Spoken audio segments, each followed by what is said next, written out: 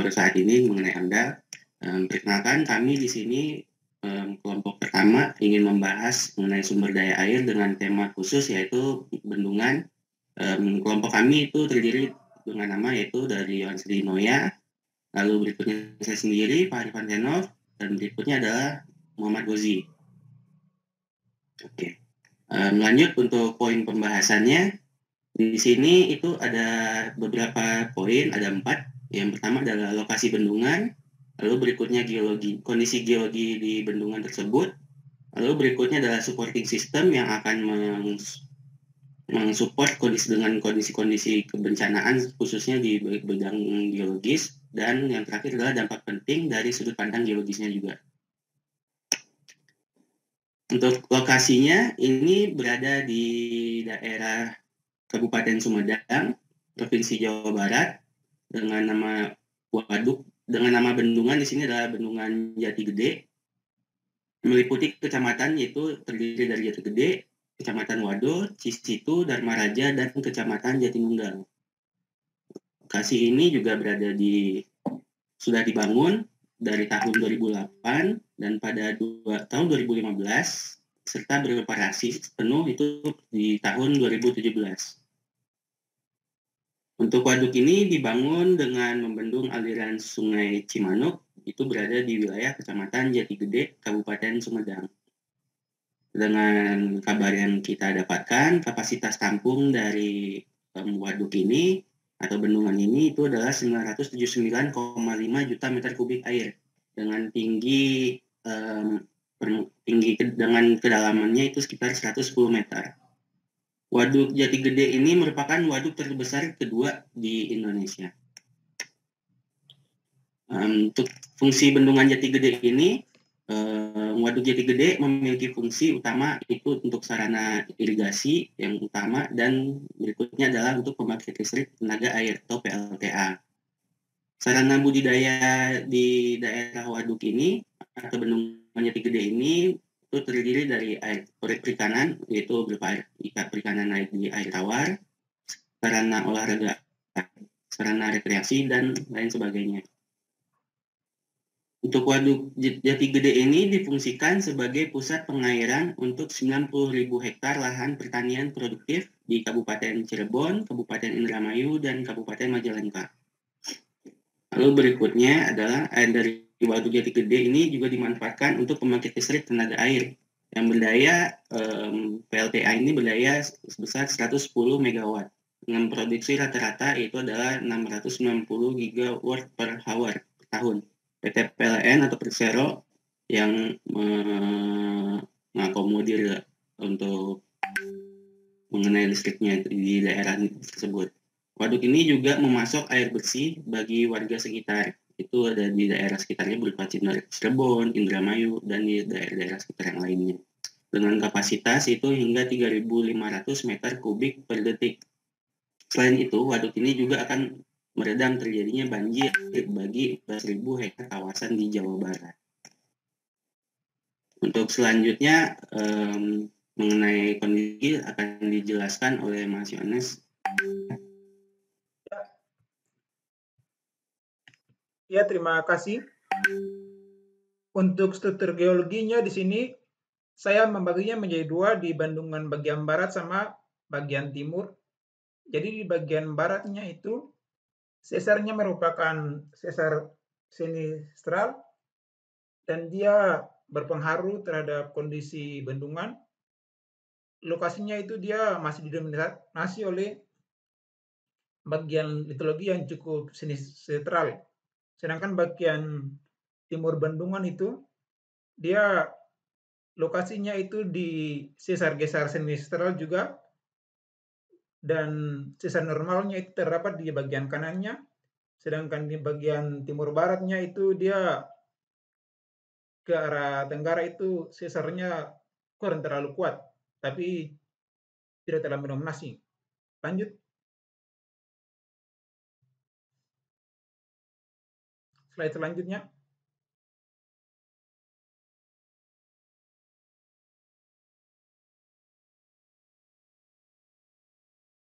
Halo? Bentar, Mas. Ya, halo. Bentar. Slide selanjutnya. Mau ke ganti.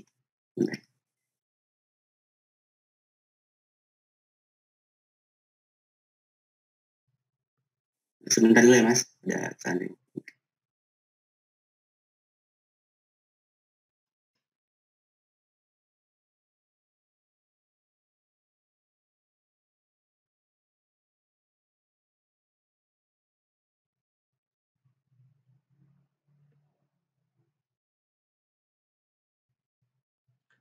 Nah, sedangkan untuk morfologinya di sini,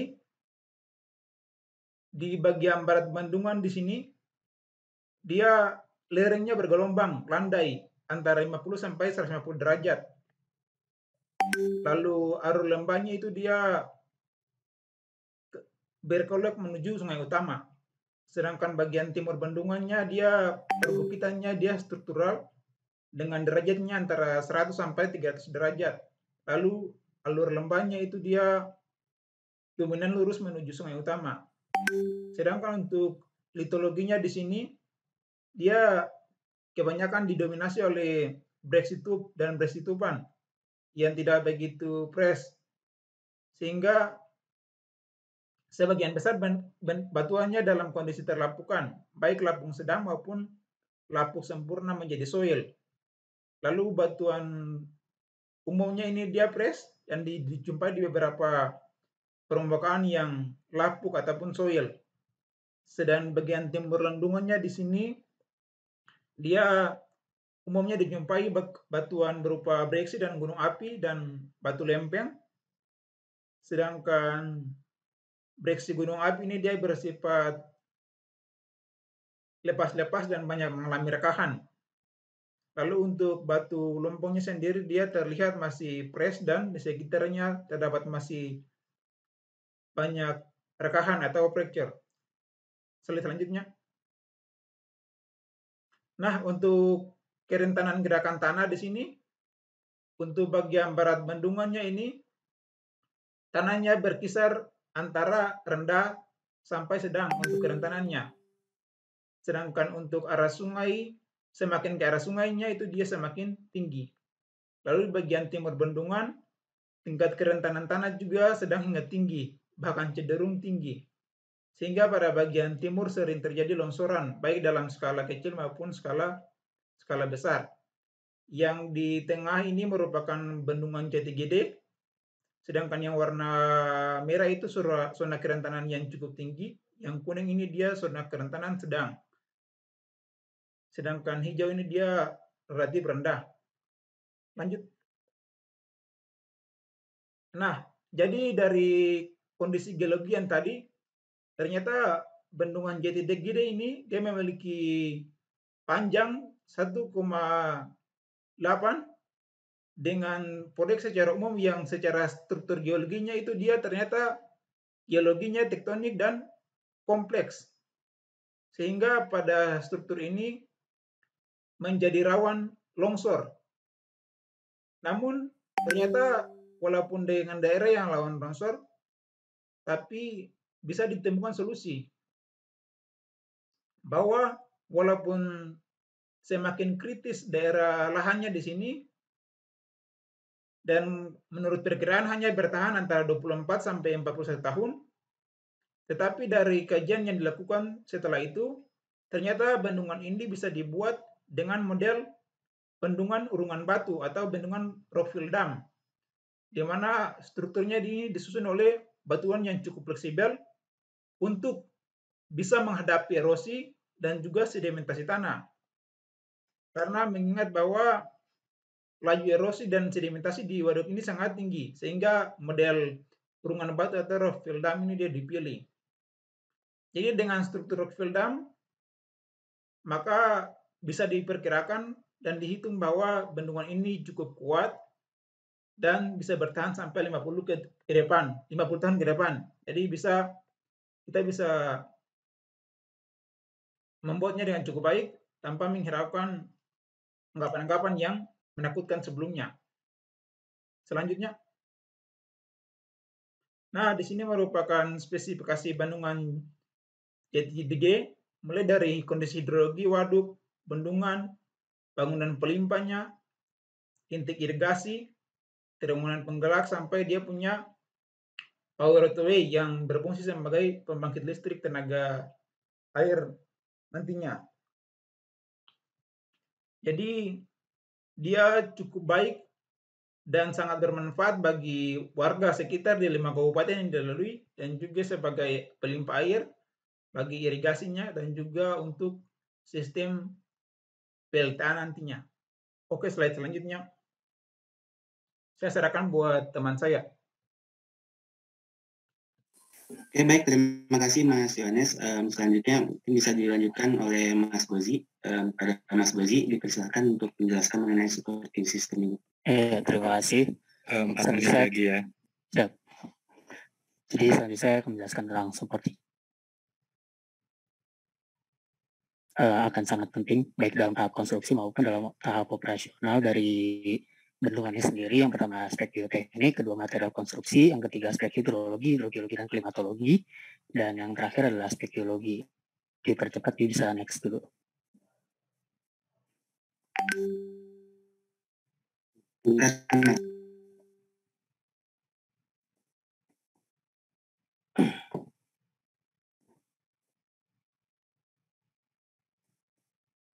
Nah, dampak penting ini sebetulnya kita coba kaitkan dengan kondisi lingkungan yang lebih ke arah geologi. Yang pertama itu adalah penambangan material untuk keperluan konstruksi, karena material yang menjadi reservoir maupun jadi tubuh bendungan itu sendiri ada kriteria-kriteria khusus, dan apabila tidak tersedia di lokasi yang dekat dengan itu, maka perlu dilakukan penambangan itu sendiri.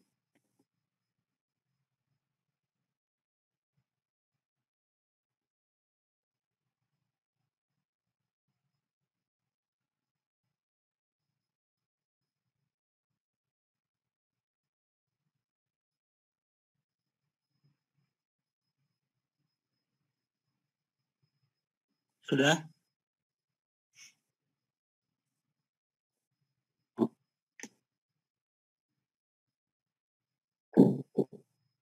Mas Gozinya nggak ada suaranya, Mas?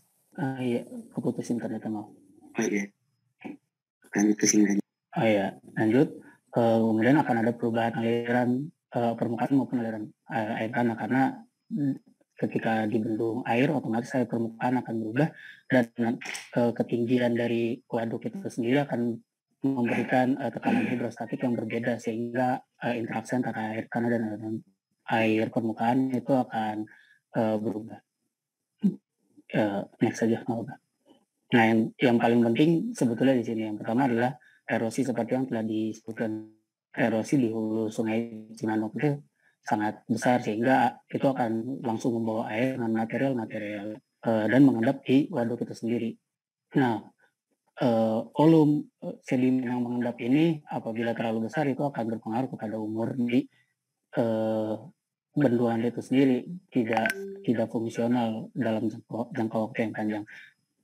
Kemudian itu akan menjadi sebuah bencana apabila terjadi hujan yang cukup besar atau bagian hulu ketika membawa gelombang yang cukup besar, dan itu bisa mencuci sedimen-sedimen yang terendapkan, dan apabila itu over itu akan membanjiri area sekitarnya dengan cukup besar gitu. Selanjutnya adalah longsor. Longsor ini dipicu oleh kejenuhan massa tanah yang ada di sekitar Nah, itu juga bisa diakibatkan oleh aktivitas antropogenik pada masa pembangunan dari bendungan itu sendiri. Longsor ini seperti yang saya sebutkan sebelumnya bisa menyebabkan gelombang besar yang apabila desain dari bendungan itu sendiri tidak mencukupi, itu bisa terjadi overtopping flow atau ya, air yang melewati batas bendungan itu sendiri, dan itu akibat yang cukup fatal untuk di daerah hilir, mana akan terjadi banjir. Oke, sehingga perlu dilakukan analisis kestabilan lereng secara berkala untuk mengetahui faktor keamanan lerengnya itu sendiri. Mungkin itu. Ya, mungkin itu dari kelompok kami, kelompok 1, pembahasan mengenai bendungan Jati Gede. Untuk selanjutnya, saya kembalikan kepada Mas Iwe. Terima kasih banyak, Mas. Oke, silakan ada yang mau ngasih komentar. Saya mau izin bertanya. Oke, Mas Gumelar, silakan. Iya, Mas. Sebelumnya mungkin saya juga sedikit bertanya juga ke Pak Taufik juga mengenai ini. Sebenarnya saya lumayan tertarik juga untuk masalah bendungan ini, terutama untuk stabilitas bendungan terhadap gempa, dynamic deformation yang seperti itu. Kalau misalkan untuk bendungan ini sebagai seorang mahasiswa, kalau misalkan kita ingin mempelajari lebih lanjut misalkan data mengenai bendungan, terutama ini salah satunya di bendungan Jati Gede ini, kira-kira jalur atau kita nanti bisa mencari informasi seperti data geoteknik atau semacamnya itu ke mana yang seperti itu.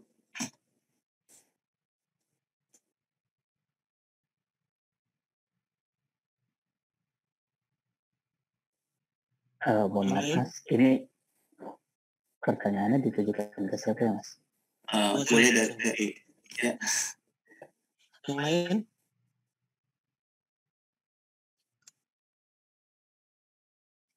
Oke, yang pertama, terima kasih ya kelompok 1. Ini beberapa yang terlewat menurut saya. Itu di bagian awal itu mengenai desain bendungan. Ya, desain bendungannya kurang dibahas, kurang kuat ya. Di situ kan selain ada tanggul ya, dam itu yang cross, itu di situ ada bangunan terowongan pengelak ya. Itu yang terowongan terhatu, jarang kita ngerjain terowongan gitu. Kerjaan terowongan selain ditambang, itu ditambang tuh umurnya pendek ya. Kalau di sini umurnya panjang. Cara mendesainnya, stabilitasnya itu beda. Itu yang pertama. Terus yang kedua ada juga terowongan untuk PLTA-nya. Ya, PLTA itu kan dari tubuh bendungan, dari puncak itu dialirkan air kan, terus turun ke bawah, turun jauh itu. Sampai 1-3 kilo itu ke bawah supaya bisa muter turbinnya kuat, supaya head sama debitnya tuh kuat. Itu tunnel PLTA itu geos banget itu ya.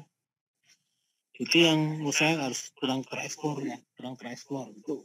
Jadi di sisi bendungannya yang sebenarnya masih banyak yang harus diulik gitu ya, termasuk dia dulu dapat material dari mana ya. Sedangkan yang lain saya pikir cukup. Jadi misalkan paskanya itu kan ada potensi erosinya tinggi. Nah ini untuk saya kasih cerita tuh, kalau erosinya tinggi sebelum masuk bendungan itu nanti ada bangunan tambahan. Sebelum masuk bendungan itu anak-anak sungai atau di mulutnya misalkan di sungai Cimanuk kalau nggak salah ini ada namanya bangunan penangkap sedimen. Jadi sedimennya ditangkap tapi airnya bisa limpas. Ya, sehingga untuk mengurangi sedimen yang masuk ke bendungan. Dan ini salah satu yang ramai nih, kondisi sipil ramai banget di penangkap sedimen. Ya, karena kita punya tantangan tata guna lahan yang berubah cukup tinggi. Yang kedua juga tingkat erosinya tinggi. Jadi ada namanya bangunan penangkap sedimen gitu, ground seal atau apa itu nangkap sedimen, supaya sedimen koaduk itu tinggi, itu satu bagian utuh dari bendungan itu di masa OP itu ternyata perubahan signifikan harus dicegat, bahkan di anak-anak sungai ya. Itu salah satu mainan yang harus dimainkan juga. Yang kedua, memang karena di situ strukturnya tinggi lah, banyak lah. Ada tadi yang materi kedua tadi kan sinistral atau macam-macam, bahkan ada tinggian sebelah kanan atau kiri tadi saya lupa, pada timur saya lupa, yang banyak tinggian karena struktur itu. Longsorannya juga tinggi juga itu ya, longsoran tinggi ke waduk. Benar, longsoran tinggi ke waduk itu bisa mengakibatkan gelombang tambahan kayak di laut gitu kan, bisa tsunami. Di sini juga bisa tsunami di waduk itu ya tsunami, dan bisa berbahaya kalau misalkan longsorannya itu menutup misalkan IDEK intake untuk PLTA, misalkan intake untuk air baku. Longsor misalkan ketutup intake-nya, gimana tuh cara nguranginya? Bendungan apa dipompa kan nggak mungkin. Ya, dia selalu ada air itu. Gimana cara nurunin air sebanyak itu? Ya, sehingga biasanya diproteksi cukup kuat gitu ya, penentuan intake-nya dan sebagainya. Jadi ini termasuk stabilitas lereng di bagian lereng-lereng yang rawa longsor ini juga lagi jadi catatan ini. Itu jadi itu juga bisa selain tsunami kecil gitu yang di waduk juga tadi udah sampaikan yang juga harus diproteksi gitu. Ya, karena juga akan otomatis menambah sedimen yang masuk kan gitu. Tuh. Terus saya menjawab juga tadi gimana datanya, ya gampang mas, banyak lah, gampang lah. Nanti mau di bendungan mana aja, saya bantuin lah. Ya di PUPR itu, di PUPR itu. Ya. Nah terus ini tadi ada OPE sama apa ya? OPE sama apa coba satu lagi? Operating design earthquake kalau nggak salah ya. Jadi OPE kalau nggak salah sama apa tuh yang setengah MDE nih, OB sama MDE ini beda nih ya. Ini asap lerengnya ditambahin beban gempa, sehingga biasanya bendungan kalau sudah didesain mungkin cukup tanggulnya tingginya sekian gitu ya. Oke, apa ada pertanyaan lagi, satu lagi mungkin masih bisa? Ya bentar, jadi kalau nanti ada OBE sama MDE ini mempengaruhi ke desain bendungan. Jadi misalkan bendungan itu kalau bisa hemat kan ramping-ramping aja kan, tinggi ramping gitu. Tapi karena ada beban gempanya tinggi, baik OBMD itu bendungan jadi harus makin stabil, makin gemuk, makin selonjor, ya makin gemuk tuh, karena beban gempanya tinggi itu. Lebih mahal, gitu ya, material lebih banyak, lebih lama lagi, materialnya dari mana lagi. Kalau tidak ada mungkin bisa lanjut ke yang berikutnya. Suara saya nggak kedengeran? Masuk Pak. Masuk Pak. Ya itu. Jadi yang bendungan apa namanya, stabilitas bendungan ini penting ini. Konsekuensinya bangun di bendungan yang tingkat gempanya tinggi itu begitu tuh. Bapak coba nanti lihat contoh bendungan, bandingkan tuh bendungan yang di sini, bendungan yang di apa namanya daerah earthquake-nya tinggi sama yang enggak. Itu kalau bendungan, saya pernah juga tuh ngedesain bendungan di dekat Krakatau tuh Cilegon gitu. Itu selonjor banget itu. Selonjor banget itu, gemuk dan miring gitu kan. Karena untuk ngejar stabilitas, karena di situ rawan gempanya tinggi kan. Ada Krakatau, gempa Krakatau dan sebagainya. Ini juga satu bendungan yang gemuk. Bendungan gemuk ini konsekuensinya banyak. Biaya, waktu pembangunan dan sebagainya. Ya ini harusnya diulas ini. Ya harusnya diulas gimana sisi gempa ini mempengaruhi desain dan konsekuensinya banyak. Kebutuhan material tinggi, waktu pelaksanaan makin panjang, gimana dia cara ngedesainnya gitu. Ya. Oke ya Pak, saya mau sedikit tanya Pak. Kalau misalkan di perpustakaan Pusair itu apakah ada laporan mengenai pembangunan ini Pak? Nggak ada. Nanti aja. Kalau itu Mas mau cari mana saya cari nanti. Ya. Iya. Itu biasa di proyek-proyeknya tuh, di proyek ini gitu. Nggak tersenter di kami. Kalau ada tersenter di Balai Bendungan itu. Ada Balai Bendungan. Kalau saya kepala Balai Air Tanah, kalau air tanah di PUPR saya punya. Ada namanya Balai Bendungan gitu. Karena gitu tuh. Konvensi kegempaan ini belum dibahas, kurang dibahas. Ya itu padahal mainan kita tuh. Ya. Nah itu mainan geologis itu. Begitu ada gempanya tinggi, desainnya makin gemuk, kemudian materialnya makin banyak, siapa yang nyari material itu? Ya? Terus kalau orang sipil, orang tata guna lahan, repot juga, lahannya makin luas yang dibebasin itu. Melibat punya warga lah, gitu kan gemuk gitu. Hilirnya makin gemuk kan tanahnya orang itu. Bayar pemasalah dan sebagainya. Ya, kalau tinggi gitu-gitu, tingginya berapa, headnya berapa itu biarin lah orang sipil lah. Dia udah ngitung itu. Bagian kita tuh di situ. Jadi itu kurang diungkap. Ada dua misalnya kurang, yaitu sedikit lah ya. Yang pertama pengaruh di desain bendungan itu ada apa aja bangunannya, sama yang kedua pengaruh gempa. Ikonik di sana itu ya itu apa namanya polanya di situ apa yang paling kering lah gitu ya, paling kering selain sedimen tadi itu paling kering itu situ. MDU itu OB ini gitu harus bisa menangkap value di sana gitu. Saya pikir itu Pak Irsad cukup nih kayaknya. Ini berapa menit nih? Oke Pak, terima kasih Pak. Mohon maaf tadi Pak, sedikit ada error di Zoom saya kayaknya. Oke. Terima kasih banyak Pak Atit, masukannya sangat mungkin menurut saya sudah sangat jelas ya masukan dari Pak Atit. Waktunya sudah cukup, mungkin bisa ke kelompok selanjutnya. Dipersilahkan untuk kelompok 2. Baik, saya izin stop share dulu ya Mas. Oke.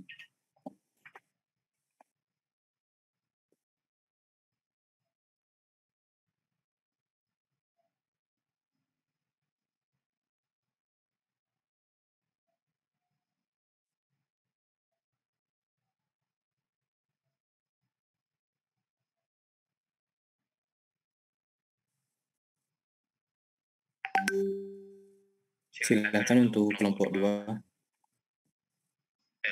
Tata ruang. Baik.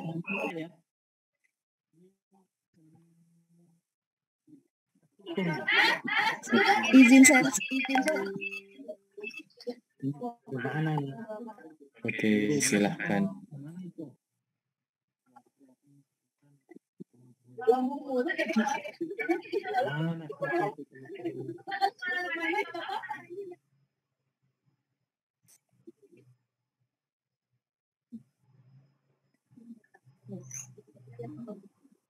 Selamat siang. Assalamualaikum warahmatullahi wabarakatuh.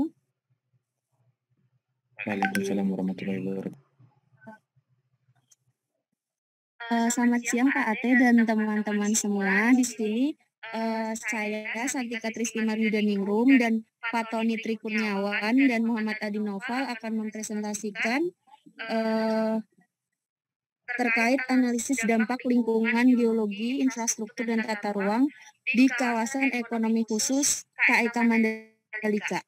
Outline presentasi kita pada hari ini yaitu yang pertama akan membahas tentang pendahuluan, kemudian analisis rona awal, yang ketiga aspek dampak lingkungan, dan diakhiri dengan rekomendasi. Nah, yang pertama yaitu kawasan ekonomi khusus, di mana KEK sendiri merupakan kawasan dengan batas tertentu dalam wilayah hukum Negara Kesatuan Republik Indonesia yang ditetapkan untuk menyelenggarakan fungsi perekonomian dan memperoleh fasilitas tertentu. Nah, penyelenggaraan KEK sendiri diatur dalam Peraturan Pemerintah Republik Indonesia Nomor 40 Tahun 2021 tentang penyelenggaraan kawasan ekonomi khusus. Nah, berikut merupakan peta persebaran KEK yang ada di Indonesia, dan kami mengambil salah satu KEK-nya yaitu terkait KEK di Mandalika. Untuk KEK Mandalika sendiri terletak di sepanjang pantai selatan Pulau Lombok yang termasuk dalam wilayah Kecamatan Pujut, Kabupaten Lombok Tengah, Provinsi Nusa Tenggara Barat. KEK Mandalika sendiri ditetapkan melalui Peraturan Pemerintah Nomor 52 Tahun 2014 untuk menjadi KEK pariwisata dengan luas area sebesar 1.035 hektar dan menghadap Samudra Hindia. KEK Mandalika ini diharapkan dapat mengakselerasi sektor pariwisata Nusa Tenggara Barat yang sangat potensial. Nah, wilayah Mandalika memiliki potensi dan keunggulan secara geoekonomi dan geostrategis. Keunggulan geoekonominya yaitu wilayah Mandalika memiliki objek wisata bahari yang merupakan pantai yang berpasir putih dengan panorama yang eksotis dan berdekatan dengan Pulau Bali. Yang kedua, dari segi keunggulan geostrategis, wilayah Mandalika merupakan wilayah yang memiliki konsep pengembangan pariwisata yang berwawasan lingkungan dengan pengembangan pembangkit listrik tenaga surya dan berlokasi dekat dengan Bandar Udara Internasional Lombok. Berikut merupakan area administratif dari KEK Mandalika. Kemudian yang akan kita bahas yaitu mengenai analisis rona awalnya. Analisis rona awal yang akan kita bahas di sini dibatasi pada analisis-analisis yang berkaitan dengan data-data geosains seperti geologinya, fisiografi, kemudian kebencanaan, aspek hidrologi, dan aspek hidrogeologinya. Yang pertama merupakan aspek fisiografi dan geologi. Nah, aspek fisiografi sendiri di mana dari segi Pulau Lomboknya dia berada dalam busur vulkanik Nusa Tenggara yang merupakan bagian dari busur Sunda Timur dan busur vulkanik Barat Banda. KEK Mandalika memiliki bentukan alam bergelombang hingga berbukit yang terletak di ketinggian 0 hingga 10 meter di atas permukaan laut. Dengan bentukan uplift landform pada areanya banyak bentukan-bentukan yang datar dan perbukitan. Untuk kondisi geologinya, berdasarkan peta geologi Pulau Lombok, wilayah KEK Mandalika ini terdiri dari endapan aluvial yang berumur kuarter. Kemudian di daerah sana juga ditemukan intrusi yang terdiri dari batuan andesit dan dasitik. Kemudian ada juga sebaran limestone yang ada di sebelah timur. Kemudian dari aspek kebencanaan, yang pertama yaitu kebencanaan gempa bumi, di mana berdasarkan peta kawasan rawan bencana gempa bumi yang diterbitkan oleh PVMBG, area KEK Mandalika sendiri termasuk dalam zona rawan gempa bumi tinggi. Kemudian berdasarkan peta seismik dari sejarah dan struktur geologi, dijelaskan juga bahwa dapat disimpulkan bahwa wilayah Nusa Tenggara, khususnya Barat Nusa Tenggara merupakan wilayah tektonik aktif. Akan dilanjutkan oleh teman saya.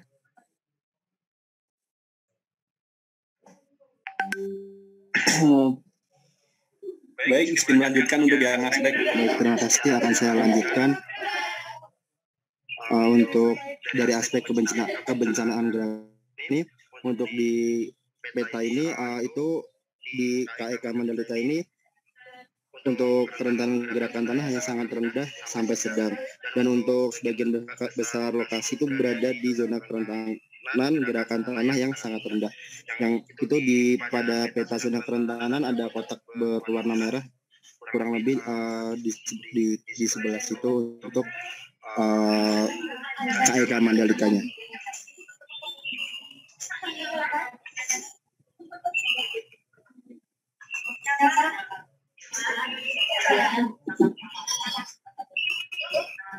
Nah, kemudian ini untuk kebencanaan dari likuifaksi. Nah, di KEK Mandalika ini berada pada zona tidak rentan dan juga pada zona dengan kerentanan yang tinggi menurut PAGTL tahun 2019. Nah, ini untuk aspek erosi. Untuk aspek erosi tanah di daerah KEK Mandalika tergolong relatif sedang. Dan dengan menggunakan USLA dapat disimpulkan juga untuk prediksi tahunan laju erosi yaitu 122,3 ton per hektar per tahun. Dan berdasarkan skala kualitas lingkungan untuk erosi ini menunjukkan kualitas di daerah ini tuh termasuk sedang dengan melihat tabel dari land cover type seperti itu. Nah, ini untuk area KEK Mandalika yang dimana untuk daerah tangkapan airnya itu ada 3 ya. Di sini ada DAS, Das It Tabelo, DAS It Tingolang, dan DAS Kalibalak. Nah, karena KEK Mandalika ini terletak di pantai, jadi mencakup sebagian besar wilayah hilir Tingolang dan Kalibalak. Dan untuk Tabelo ini sendiri untuk DAS-nya hanya sebagian kecil saja. Nah, ini untuk air permukaan yang kemudian untuk air masih digunakan untuk keperluan penduduk sehari-hari, dan sampel air diambil dari beberapa titik di area dengan parameter yang diuji yaitu menggunakan TDS, DOD, nitrit, seng, dan juga timbal. Ini untuk data sampel air permukaan yang dilakukan pengujian dengan seperti TDS dan lain-lain. Kemudian akan dilanjutkan oleh teman saya. Tes untuk suara Pak masuk ya? Halo? Masuk, Mas. Ya, baik. Saya lanjutkan untuk yang aspek hidrogeologi. Topik di sini yang dibahas adalah KAT atau kepala air tanah. Dan dari dokumen yang kami baca di sini, seluruh sampel memenuhi standar. Hanya terdapat ekses atau nilai kualitas yang berlebih pada lokasi 4. Next. Nah, di lokasi 4 tadi, atau di Gerubuk Hamlet kalau salah, atau di Ebunut itu memang ada nilai kualitas yang besar. Jadi memang ada aspek yang tidak tepat seperti itu. Next. Nah, untuk aspek tutupan lahan di sini, kayak di daerah KEK ini masih dijumpai sisa hutan alami, dan di sebelah timur itu ada petak-petak kecil hutan kering sekunder, dan sementara di bagian barat ada hutan bakau sekunder. Seperti itu. Next. Lanjut. Nah, untuk tahapan selanjutnya adalah analisis dampak lingkungan, seperti itu. Lanjut. Nah, jadi ada di sini saya akan menjelaskan mengenai analisis signifikansi dampak. Jadi dampak yang kami bahas di sini adalah dampak yang ada kaitannya dengan geologi. Dari dampak-dampak yang dari cakupan dampak ini dapat disimpulkan bahwa ada beberapa dampak dalam perencanaan tata ruang meliputi sumber daya air dan perencanaan geologi. Rencananya dibedakan jadi 3, ada longsoran, gempa bumi, dan likuifaksi. Seperti itu. Lanjut. Next. Untuk deskripsi dampak lingkungannya ada 3 di sini yang akan dijabarkan. Jadi sebenarnya kalau dari baik kebencanaan gempa bumi, likuifaksi, dan longsoran sama-sama bersifat destruktif dan bisa menimbulkan kerugian besar. Hanya mungkin kalau di gempa bumi ini dampak wilayah bisa lebih gede. Kalau longsoran mungkin lebih setempat. Sementara untuk sumber daya air itu dia punya dampak ke aktivitas sosial masyarakat dan dampaknya juga dalam skala yang luas. Lanjut. Next. Dan untuk rekomendasi,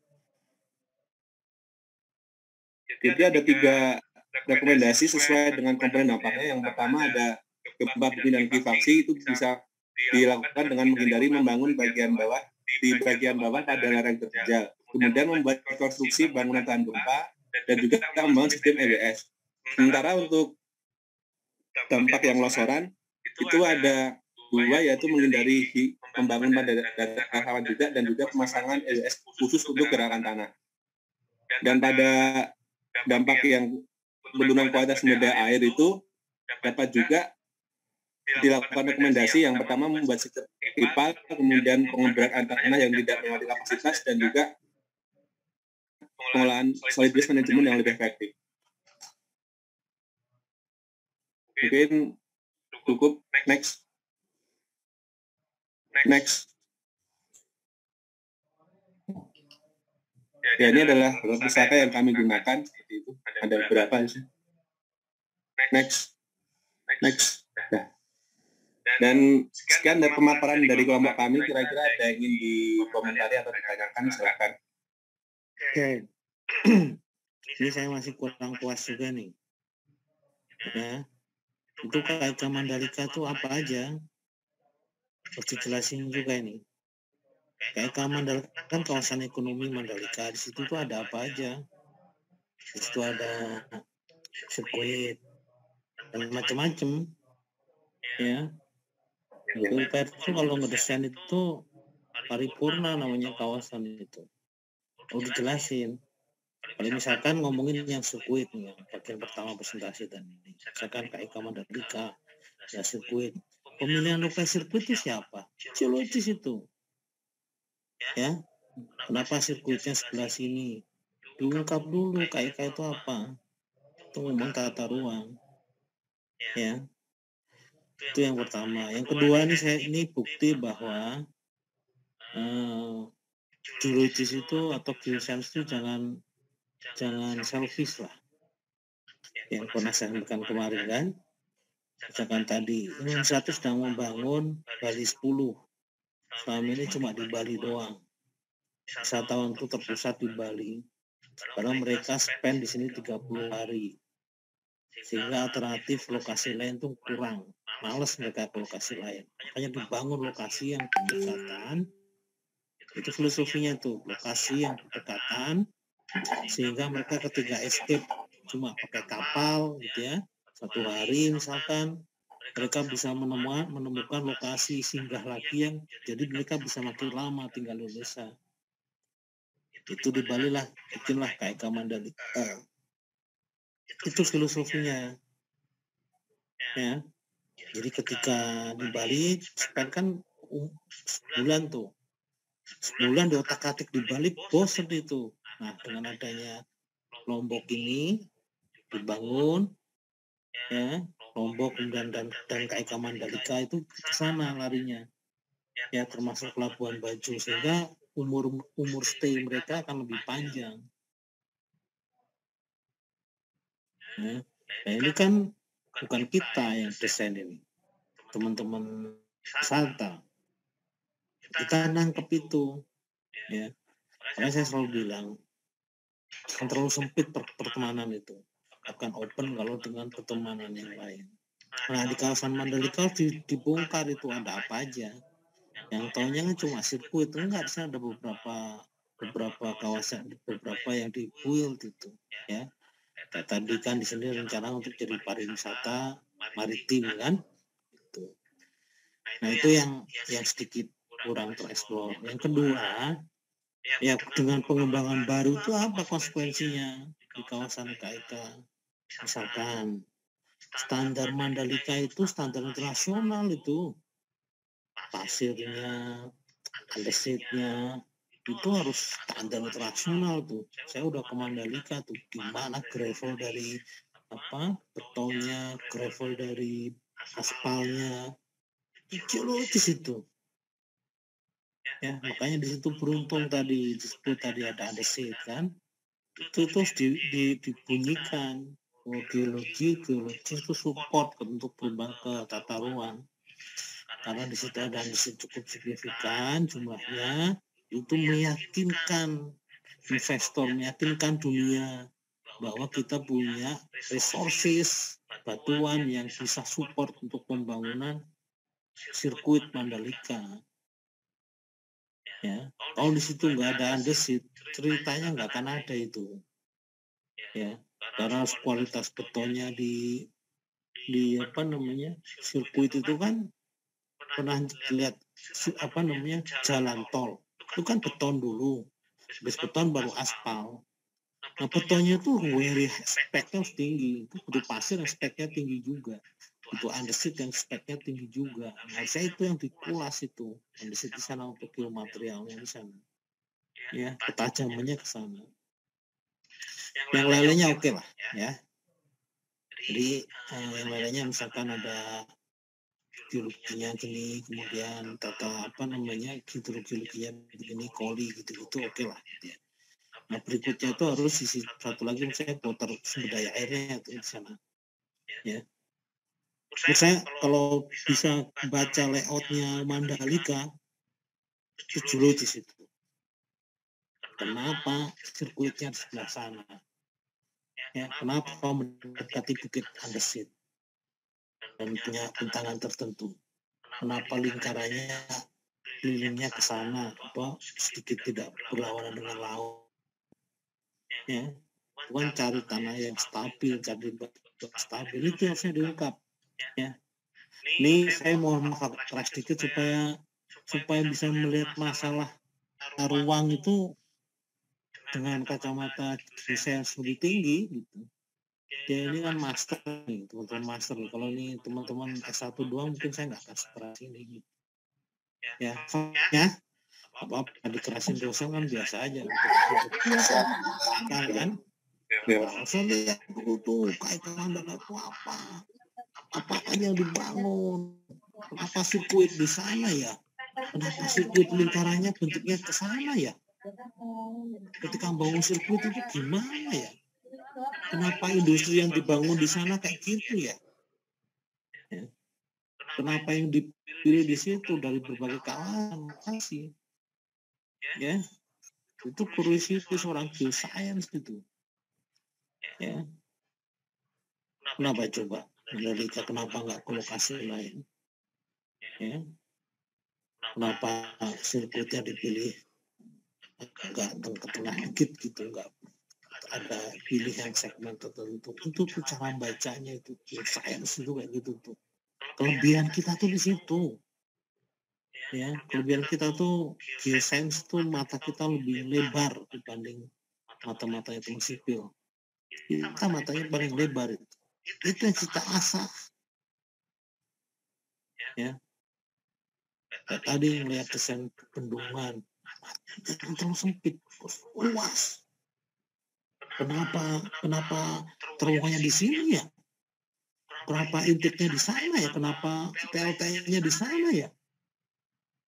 Ya, kenapa PLT-nya di bawahnya? Kenapa ambil segmen kiri ya? Itu mata kita paling kuat itu. Yang mungkin kita kok. Pak, kira-kira arahnya kemana Pak ya? Saya itu. Mereka hanya butuh head-nya di mana? Head-nya butuh sekian. Yang nyari segmen siapa? Yang bikin trace siapa?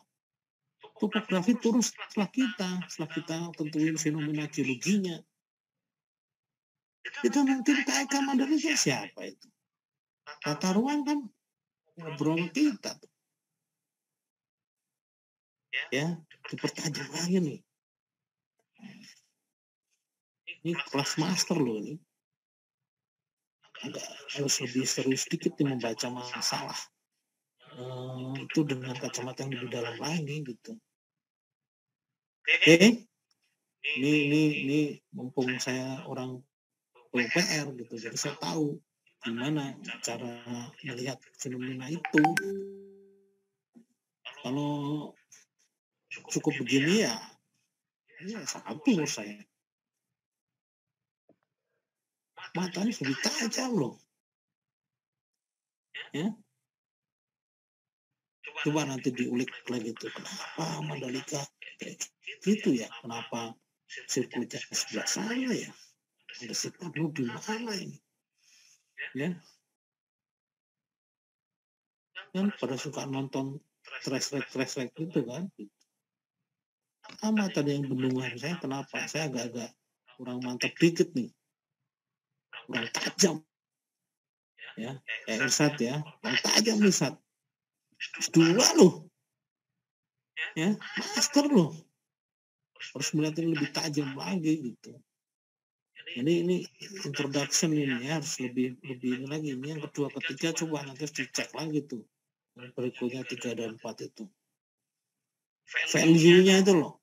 Kelebihan kita tuh nggak dimanfaatkan itu. Ya.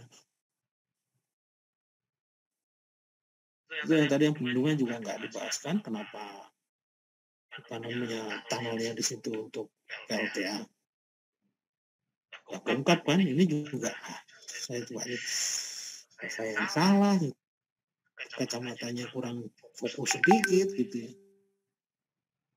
Atau mungkin sambil lalu aja ngerjainnya. Ya, ini saya nggak marah, ini saya agak kesel dikit aja gitu. Apa namanya, kita harus lebih dalam lagi gitu melihat kasus itu tuh. Jangan ngandelin peta-peta regional aja, kacamata geologinya tuh loh. Melihat itu dari kacamata geologi. Kacamata geoscience, master engineering loh. Kalau master engineering masih bahas regionalnya gini-gini, sayang. Bapak sekolah loh. S2 loh. Ya.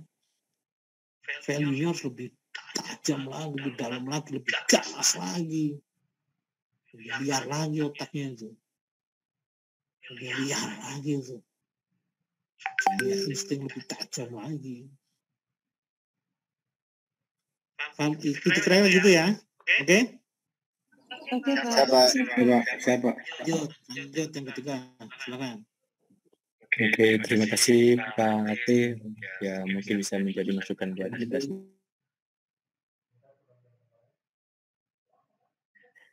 Topiknya cipta karya. Apakah suara saya masuk? Sudah masuk. Oke, izin saya screen ya.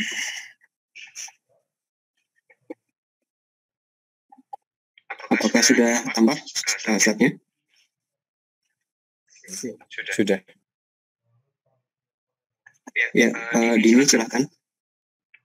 Iya, tes, halo. Udah masuk. Ya, oke. Assalamualaikum warahmatullahi wabarakatuh.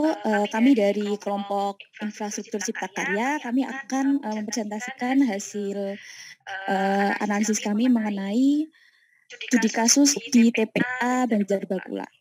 Next. Jadi studi kasus yang kami ambil adalah TPA Regional Banjarbakula yang terletak di kawasan Gunung Kupang, Kecamatan Cempaka, Kota Banjarbaru, Kalimantan Selatan. Di mana TPA ini diresmikan baru saja pada tanggal 7 Februari 2020 kemarin. TPA ini akan melayani 400.000 jiwa, di mana per jiwanya akan menghasilkan sekitar 200 ton sampah per hari, dan akan melayani dari Kota Banjarmasin, Banjarbaru, Kabupaten Banjar, Kabupaten Tanah Laut, dan juga Kabupaten Baritokuala.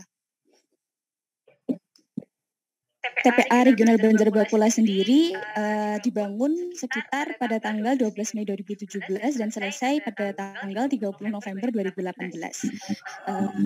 TPA ini memang ditujukan untuk pengelolaan pemeriksaan akhir secara terpadu, di mana yang difokuskan adalah mengenai sampah dari 5 kabupaten yang telah disebutkan sebelumnya. TPA ini direncanakan memiliki 4 sel landfill dengan luas total 15 hektar. Kapasitas tampung totalnya 640.000 ton dan kapasitas tampung perharinya 790 ton. Next. Ini adalah analisis rona lingkungan yang kemungkinan akan mempengaruhi rona lingkungan. Yang pertama adalah geomorfologinya. Di sini lokasi TPA Banjarbakula berada di tinggian Meratus dan juga berada di bawah endapan aluvial dan batuan tersier.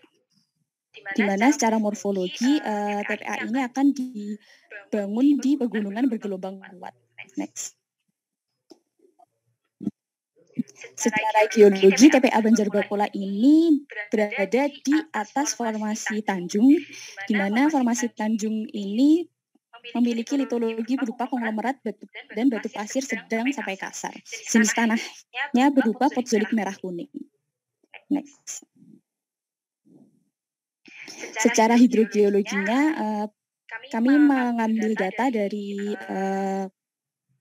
website provinsi setempat, di mana di daerah Banjarbaru ini kedalaman akuifer dangkalnya sekitar 10-30 meter dan kedalaman akuifer dalamnya 40-100 meter, dan sedangkan ketebalan rata-rata akuifernya ada di 30 meter.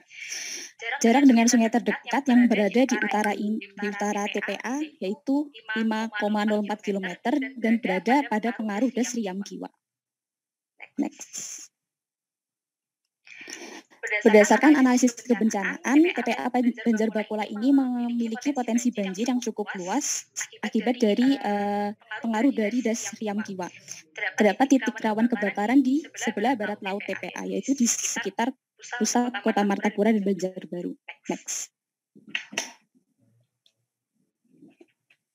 Baik, selanjutnya saya akan menjelaskan bagaimana sistem penampungan di TPA Banjarbakula. Jadi Banjarbakula itu dengan metode sanitary landfill, yaitu sanitary landfill adalah metode penimbunan sampah ke dalam tanah. Setelah itu dilakukan pemadatan oleh alat berat.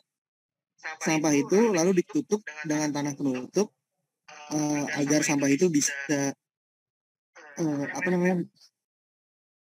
terjadi pembusukan lalu menghasilkan gas metana yang bisa menghasilkan listrik. Ya. Jadi sanitary landfill di TPA Banjarbakula ini dibangun di atas silty clay yang dilapisi geomembran dan geotekstil. Nah, ini pengertiannya di TPA Banjarbakula sanitary landfill itu sampah di tempat rendah atau di paretan yang digali menampung sampah, lalu sampah ditimbun dengan tanah sedemikian rupa sehingga tidak berada di lingkungan terbuka. Tujuannya untuk meminimalisasi pencemaran baik air, tanah maupun udara oleh sampah. Next. Nah, ini yang tadi saya juga sudah jelaskan bahwa di bawah TPA itu dilapisi oleh geosintetik clay linear, geomembran, dan geotekstil. Geotekstil itu dilapisi oleh batu koral dengan diameter 2 cm, ditumpuk setinggi 50 cm sebagai penyaring air lili. Lalu melengkapi permukaan dasar dengan pipa pengalir air lili. Pipa tersebut yang tadi menyalurkan gas metan untuk menggerakkan turbin untuk menghasilkan listrik. Sampah ditumpuk, diratakan, dan ditimbun tanah pada setiap ketebalan 1-2 meter agar sampah tidak berinteraksi dengan udara terbuka. Lalu, air lili disalurkan ke kolam penampungan IPL, instalasi pengolahan air lili dengan sistem pemurnian bertahap. Nah, selanjutnya gas metan diolah dan dimanfaatkan sebagai sumber energi sehari-hari. Nah, ini adalah analisis dampak lingkungan yang kami sudah analisis. Itu pada tahap konstruksi, tahap operasi, dan tahap pasca operasi. Nah, yang diberi warna merah ini adalah yang kami fokuskan karena ini sesuai dengan latar belakang kami, yaitu kebumian lah. Itu adalah potensi kontaminasi air lili, potensi kebakaran dan ledakan gas metan, dan potensi timbulan limbah B3. Nah, itu dampak pentingnya berada pada penggunaan TPA dan penutupan TPA-nya. Next. Baik, selanjutnya akan dibahas tentang ukuran RKL-RPL. Ini adalah format dari matriks RKL-RPL. Jadi sebenarnya isinya mirip-mirip, cuma akan sedikit berbeda pada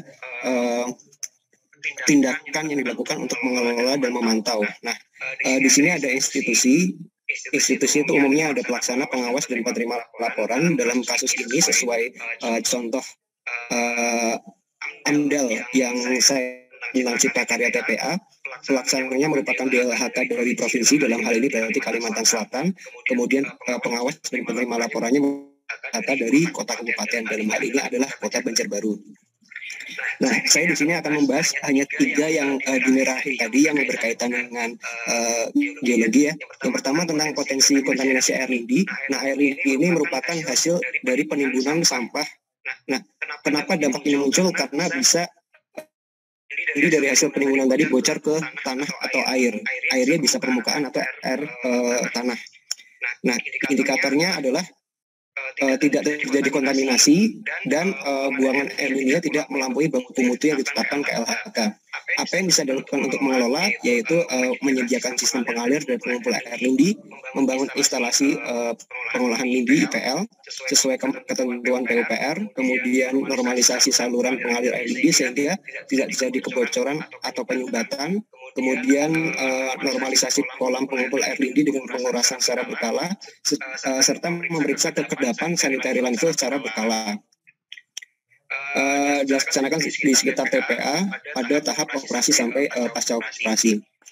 Yang kedua, potensi kebakaran dan ledakan dari gas metana. Nah, gas metana ini timbul dari penguraian sampah organik yang berinteraksi dengan oksigen. Nah, indikator keberhasilannya tidak terjadi kebakaran dan atau ledakan karena gas metana, serta terlaksananya pemanfaatan metana sebagai sumber energi yang bisa dilakukan untuk mengelola pemilahan sampah organik dan anorganik, karena yang menghasilkan metana itu hanya sampah organik, kemudian pemasangan ventilasi penyalur gas metana, kemudian melakukan penimbunan tanah sesuai dengan ketentuan sanitary landfill yang sudah dijelaskan teman saya tadi, kemudian melakukan pengendalian gas melalui pembakaran terpusat, yaitu istilahnya flare, kemudian memanfaatkan gas metana tadi sebagai sumber energi, serta sama seperti tadi memeriksa kekedapan sanitary landfill secara berkala agar gas metana ini tidak bersentuhan dengan oksigen. Dan yang ketiga, potensi timbulan limbah B3. Nah, B3 ini juga bisa muncul dari sisa bahan kimia, oli bekas, dan sampah terpilah yang bersifat B3. Indikator keberhasilannya terkelolanya limbah B3 ini sesuai ketentuan KLHK. yang bisa dilakukan untuk mengelola, melakukan penyimpanan limbah B3 di fasilitas terstandardisasi, pemberian label pada wadah limbah B3, menyediakan TPS khusus limbah B3 sesuai ketentuan KLHK, serta melakukan pengangkutan limbah B3 dengan pihak ketiga yang memiliki izin. Selanjutnya RPL pengelolaan pemantauan yang pertama untuk air lindi tadi yang pertama itu bisa dilakukan dengan pengambilan sampel air dan tanah di sekitar TPA. Kemudian sampel air dan tanah itu diuji di laboratorium dan hasilnya dibandingkan dengan baku mutu kualitas air dan tanah dari KLHK. Kemudian kita bisa mengevaluasi sistem penyaluran dan pengumpulan air lindi serta mengevaluasi keterdapan sanitary landfill terhadap air lindi. Nah ini bisa dilakukan seminggu sekali. Kemudian untuk masalah kedua, kebakaran dan ledakan gas metana itu bisa dipantau dengan pengambilan sampel gas metana yang dihasilkan oleh TPA, kemudian diuji kontennya di laboratorium, kemudian kalau ini kemudian kuantitasnya, volume gas metana juga diukur, kemudian mengevaluasi sistem pengaliran gas metana apakah lancar, ada yang bocor atau tidak, kemudian mengevaluasi keterdapan sanitary landfill terhadap gas metana, serta mengoptimalkan pemanfaatan instalasi biogas metana untuk keperluan sehari-hari. Kemudian masalah ketiga tentang B3 bisa dilakukan untuk memantau, melakukan pengumpulan data untuk mengidentifikasi limbah-limbah B3, kemudian melakukan pewadahan dan pelabelan limbah B3 sesuai ketentuan KLHK, melakukan pendataan pihak ketiga yang bertanggung jawab dalam pengangkutan, membandingkan pengelolaan yang telah dilakukan dengan prosedur yang ditetapkan oleh KLHK. Sekian presentasi dari kami. Terima kasih. Silakan bila ada komentar atau pertanyaan. Ini dengerin semua kan nih? Ini sama ini. Saya nggak ngerti gimana sih. Ini pasti ngerjainnya masing-masing, ya. Ngerjainnya masing-masing. Saya bagian-bagian nggak discuss bertiga ini. Pasti. Ini semuanya dengerin. Ya. Ini nih, faktor geologinya nggak dibahas ini. Ya.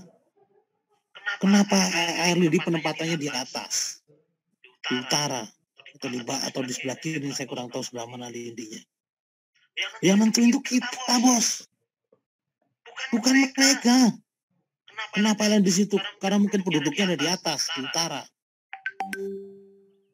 Sehingga potensi bocor nanti nggak meresap ke masyarakat. Aliran air tanahnya larinya ke bawah. Ya. Kalau di situ aliran tanahnya ke utara, gimana urusannya itu? Every desain itu kita yang nentuin, bos. Ini misalkan ukuran volumenya berapa ini? 100 kali 4 misalkan. Ini misalkan ke kanan itu misalkan 100, ke bawah 50. Kedalamannya misalkan 3 meter misalkan. Itu kita yang mempengaruhi itu. Kenapa nggak digali aja 5 meter ukurannya pendek? Karena kita yang tahu lapisan di bawah tanah itu kita. Tadi dibilang akifernya 10-30. Langsung ketemu akifer. Ya. Itu yang dibahas. Misalkan ada gambaran ini saya nih, kalau orang geoscience ini ya, misalkan bikin kolam TPA nih. Kenapa enggak, supaya hemat uangnya, kenapa enggak galiannya kedalamannya 10 meter? Ya, kalau misalkan di situ lempung semua. Atau support supaya enggak rembes. Ini kenapa digalinya cuma 3 meter atau 4 meter? Ya.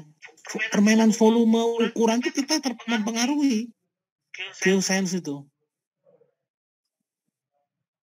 Mereka cuma kasih order teknik lingkungan gitu, masih kebutuhan volumenya sekian. Baru kita bergerak. Ya. Kacamatanya ke sana geoscience. Saya nggak masalah tadi ada UKL gitu, itu udah teknik lingkungan lah. Mau saya terlalu ikut-ikutan, tahu oke, yes. Ya. Tapi bagaimana membaca infrastruktur itu? Kenapa? Itu tadi landfill diulang-ulangi landfill itu butuh tanahnya ngambil dari mana itu? Kira-kira itu. dari geologinya di situ.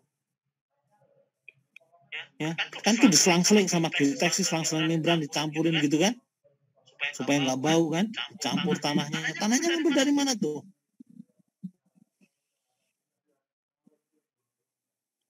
Ya, ini seperti ini kan, lihat nih akifernya dari kedalaman berapa itu, dia udah ukur tuh kenapa dia cuma maksimal mungkin ini sekitar 4 atau 5 meter, kadang terlagi ketemu akifer itu. Yang nentuin kedalaman ini tuh kita. Kalau kita nggak kuat narasi di sini, lewat kita, nggak akan dipakai kita. Ya, itu ditimbun tanah kan, 1 kilometer timbun tanah. Ya.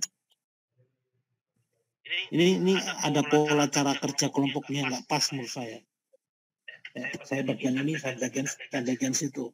Nggak ada diskus di antara bertiga ini kan. Geoscience duduk bertiga, nggak nih, harusnya bertiga nih. Kenapa ya? Kenapa nih? Sempatkan satu diskusi, ini kenapa ya biasanya galiannya cuma 3 meter? Oh, karena mungkin di kedalaman 5 atau kedalaman 10 dari akifer nih. Minimal kan harus 3 meter jarak dengan akifer atau 4 meter. Halo bos, mendengarkan nggak nih? Dengarkan, Pak. Iya Pak, kenapa air rindinya ada di sebelah kanan, di utara air rindinya? Aliran air tanah kira-kira kemana itu? Aliran air tanahnya kemana tuh kira-kira? Ya, itu geoscience. Ya. Itu di lagu Teso dikasih batu koral di mana ya? Di Banjarmasin, daerah flat gitu banyak rawanya. Terus penempatan lokasi di Banjarbaru, kenapa di sisi situ? Diungkap nggak itu dari sisi geologi? Sebanyak itu, kenapa nggak di rawa? Kenapa nggak di sana? Ya, diungkap nggak dari dukung geologi di situ tuh? Kenapa milihnya di situ? Ya, dari tata guna lahannya, kenapa dia lari ke situ jauh-jauh?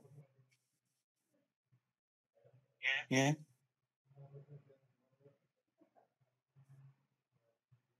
Ini harusnya diungkap ini. Jadi melihat every design, ya, mau jalan tol, mau bendungan, baru kita pertajam di sana. Itulah kenapa harus duduk bareng. Kerja kelompok itu kan duduk bareng kan. Itu pasti sendiri-sendiri nih. Saya bagian ini sampai sini, saya bagian sampai sini, bagian UPM. Ya gitu ya. Ya kira ya. Iya Pak. Ngaku aja. Saya ratusan puluhan tahun juga kan jadi dosen. Ngerti lah ini yang kerja dicomot-comot sebagian-bagian ini. Nggak akan kuat nih kalau Bapak bahas cuma TP aja nih, sendirian itu. Oh, tapi kalau itu berdua, duduk bertiga, jadi itu. Sama tadi bendungan itu. Yang bagian awal tuh. Saya bagian-bagian ini. Enggak, duduk bareng. Kenapa bendungan di sini ke sini? Ini kalau saya masih punya ruang waktu, saya selalu tambah 1 kali pertemuan. Biar puas gitu. Bukan buat saya Pak, buat Bapak supaya ketajamannya itu beda. Jadi ada poin-poin hasil desain itu jadi dikembangkan diskusi. Ini ciri-ciri orang malas diskusi kayak gini nih. Kayaknya cari gampangnya bagi aja 3. Karena anggotanya 3. Saya bagian ini, bagian ini. Males yang ngumpul diskusi gitu ya. Kerja kelompok kan nggak gitu konsepnya. Terus misalkan TPA jalan dari sungai kan harus berapa, aman nggak? Kenapa ada tanggulnya, sudah digali dikasih tanggul juga, ya?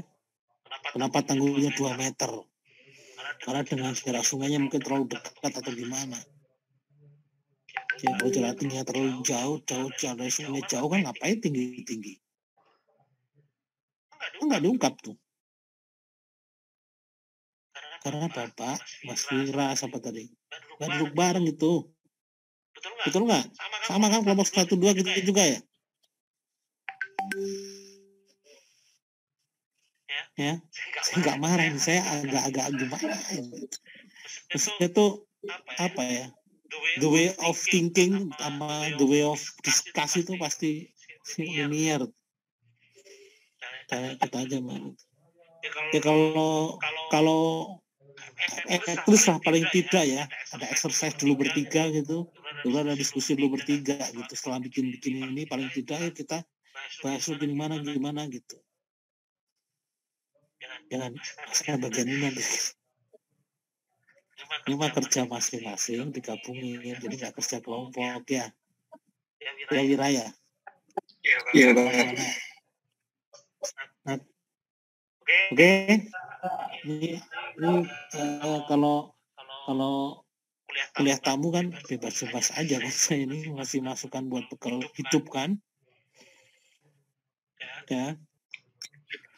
Paham sampai di sini. Jadi ketajaman melihat desain, ketajaman melihat desain itu yang saya pengen ungkap. UKL itu buat consider aja. Buat consider aja nih. Itu ya. Ini kalau geoscience saya bener tuh. Landfill dicampur dengan tanah. Ini tanahnya ngambil dari mana ya? Kira-kira nanti transportasi soilnya kemana ya? Dia ngambil di mana buru areanya ya? Betul nggak? Betul Pak.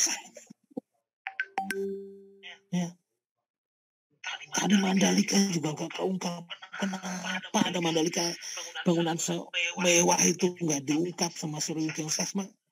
Kenapa segmennya di sini ya Mandalika nih sekarang?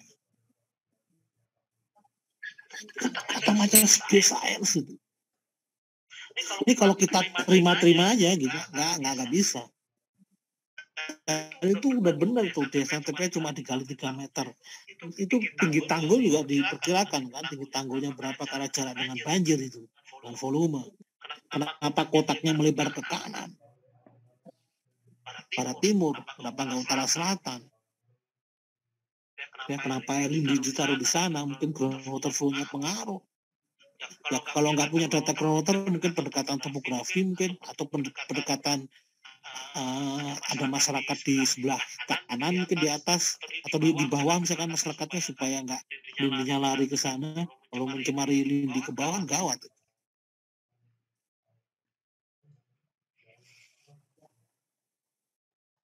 Itu yang saya pengen. Oke? Itu Pak Irsad. Cara melihat seorang geoscience itu terhadap infrastruktur itu jangan pas-pas aja. Apalagi nih cara berdiskusi nih yang harus saya notifikasi nih. Oke, lihat satu nanti. Next. Oke ya. Ini buat bekal hidup loh. Buat bekal hidup loh ini. Oke Pak, terima kasih banyak Pak masukannya Pak. Terima kasih Pak. Terima kasih Pak Ate. Yo, lanjut. Oke, untuk berikutnya ada kelompok terakhir berarti ya, ini dari Bina Marga. Silakan untuk mempresentasikan hasil dari tugasnya. Baik, terima kasih Pak Ate, Mas Irsyad. Assalamualaikum warahmatullahi wabarakatuh. Selamat siang semuanya. Perkenalkan kami dari kelompok Bina Marga akan mencoba mempresentasikan mengenai permasalahan geologi dalam proyek Bina Marga dalam beberapa kasus. Perkenalkan, nama saya Giri Bayu Aji dan ada rekan saya Gumila Ramadan. Sebelumnya saya mengkuliti dulu dari visi Kementerian PUPR dalam aspek Bina Marga, yaitu Kementerian Pekerjaan Umum dan Perumahan Rakyat yang andal responsif, inovatif dan profesional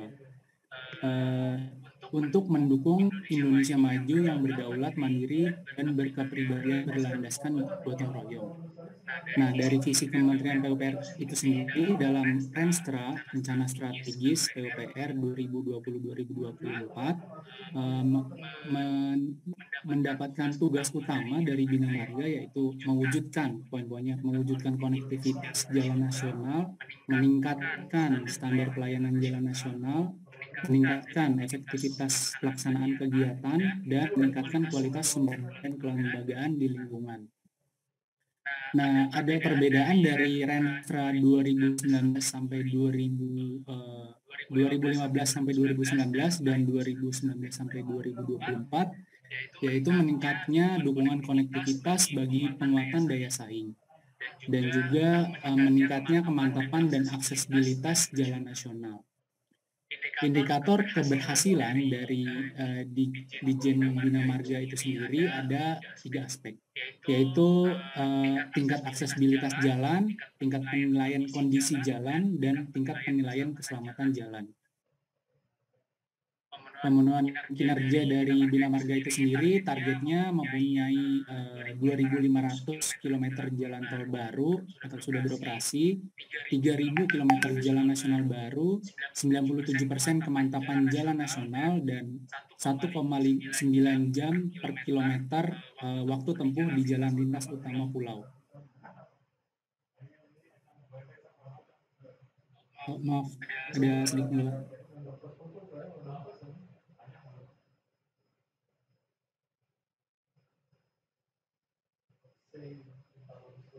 Jadi wewenangnya dari Bina Marga itu sendiri terbagi menjadi jalan nasional, karena jalan itu terbagi dari 3 aspek, jalan nasional, provinsi, dan jalan kabupaten.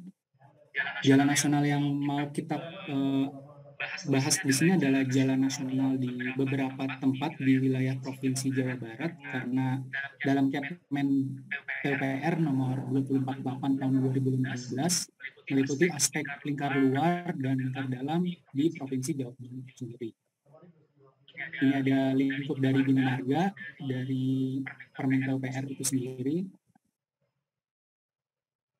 Nah, indikator keberhasilan Bina Marga itu sendiri mempunyai peringkat GCI dari 2010 sampai 2019 itu berada di peringkat ke-5 dari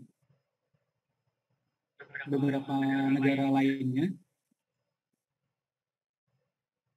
Nah, dalam pelaksanaannya Bina Marga sendiri tidak hanya membangun jalan nasional, juga Bina Marga mempunyai beberapa tusi utama, yaitu preservasi jalan, yaitu peningkatan jalan nasional dan pembangunan jalan baru. Nah, jalan-jalan nasional yang sudah dibangun tidak begitu saja dilepas gitu ya. Jadi jalan nasional itu mempunyai preservasi jalan yang setiap tahunnya ditangani oleh Bina Marga, karena di beberapa jalan nasional itu sendiri mempunyai tingkat kerentanan bencana geologi yang cukup besar. Contohnya di sini ya di profil memanjang dari jembatan Cisomang itu sendiri waktu tahun 2016 mempunyai kasus yaitu pergeseran terbesar dalam pembangunannya sebesar 2,9 cm. Kemudian juga ada keretakan jalan dan juga penurunan badan jalan di ruas jalan nasional Sukabumi. Selanjutnya dari geologi hazard akan dilanjutkan rekan saya. Baik, bismillahirrahmanirrahim. Pada kesempatan ini saya akan melanjutkan dari pembahasan Mas Giri. Nah, untuk geologi hazard ini yang umum terhadap jalan ini umumnya itu dia akan diakibatkan atau dipengaruhi oleh pergerakan tanah dan gempa.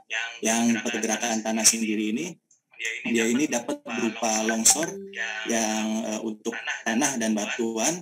Itu juga pergerakan tanah itu bisa juga karena differential settlement atau juga karena ground failure. Kemudian untuk gempa sendiri dia itu permasalahannya itu dia dapat berupa longsor, ground failure, dynamic deformation akibat dynamic loading itu, dan liquefaction karena tadi akibat dari gempa. Nah, kemudian untuk pergerakan tanah ini sendiri ini dia diakibatkan itu dari berbagai aspek. Itu bisa dari fisiologi tanah dan batuan, bagaimana dia karakter tanah dan batuannya itu, kemudian kondisi geologinya, struktur geologi, hidrogeologi, kondisi geoteknik sama aktivitas konstruksi jalan.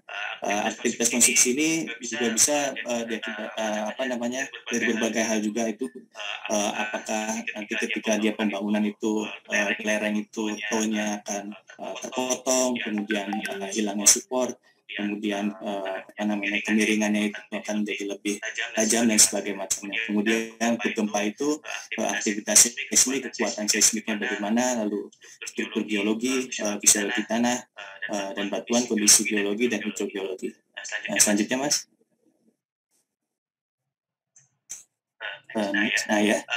Untuk mempermudah dari penjelasan tadi mengenai geologi hajar, kami membuat atau juga menayangkan beberapa contoh kasus mengenai kendala-kendala geologi terhadap infrastruktur dari Bina Marga. Yang pertama ini yaitu penanganan jembatan Cisomang ruas tol Cikampek Padalarang oleh Zarkasi dan kawan-kawan tahun 2018. Nah ini untuk jembatan Cisomang ini dia berada pada ruas jalan tol Cipularang kilometer 100 plus 695 sampai 100 plus 947 di Kabupaten Purwakarta, Provinsi Jawa Barat. Jembatan ini sendiri ini dia merupakan jembatan simple beam yang dia memiliki kendala berupa terjadinya longsoran dan pergeseran pada pilar jembatan.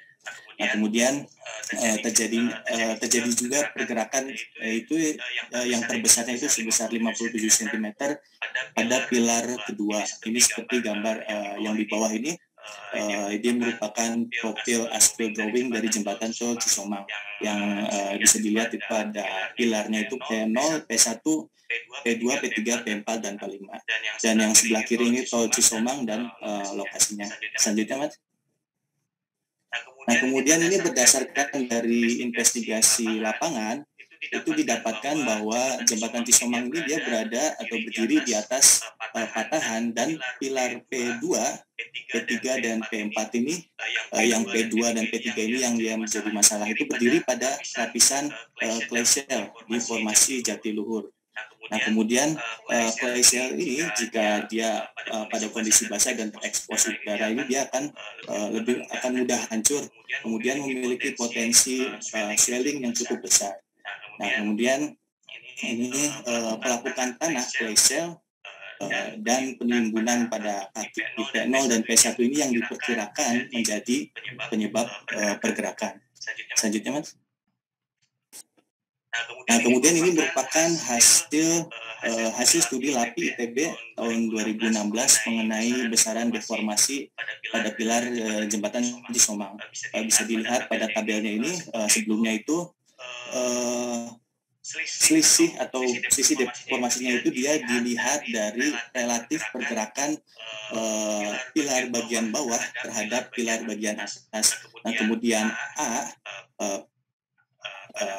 kodenya itu dia merupakan posisi pilar yang berada pada hilir sungai, sedangkan B itu berada posisi pada hulu sungai. Nah, ini bisa dilihat untuk yang pilar P2A dan P2B ini dia memiliki deformasi yang cukup besar. Itu sebesar 0,525 untuk P2A dan P2B 0,419 yang memiliki arahnya itu ke arah Jakarta.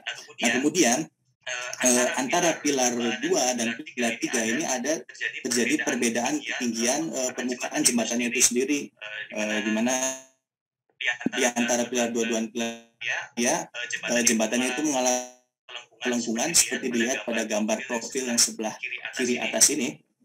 Terjadi adanya pelengkungan pada bagian atas itu.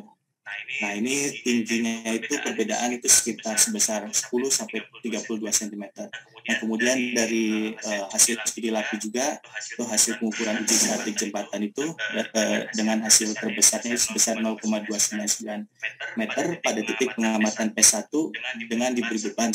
Jika tidak diberi beban dia tidak mengalami deformasi. Nah, selanjutnya Mas.